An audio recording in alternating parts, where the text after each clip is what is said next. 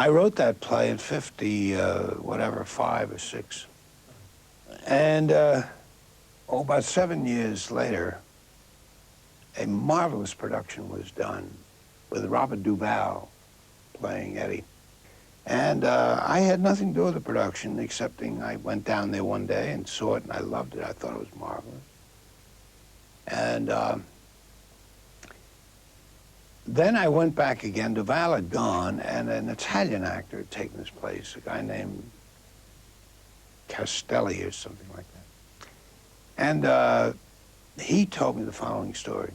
This was a small theater, and about 300 seats, so he could see everybody out there. They were right at his feet. And one evening when the audience had gone, one man was left who was in tears, and he saw him, and the guy looked like an old Italian laborer. He had these heavy shoes on and work clothes. Well, he thought nothing of it, but about 3 or 4 days later, he was taking his bows, and he sees the old guy there again. And again, he was weeping. And he thought, I ought to go over and talk to this man. It's interesting he come back twice in the same week. But he didn't. About a week later, he looked out, and there that guy was again. So this time, he went out, and he talked with him. The audience had left the theater. And he said, why do you keep coming back here? He said, oh, I knew that family. Of course, I invented this family, but he knew this family.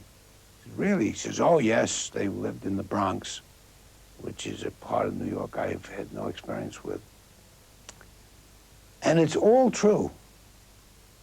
It's exactly the way it happened, except the end. The end was different. He said, well, what was the end like? He said, well, in the end, in real life, the girl waited for Eddie to have his nap. And she went in and stabbed him through the heart.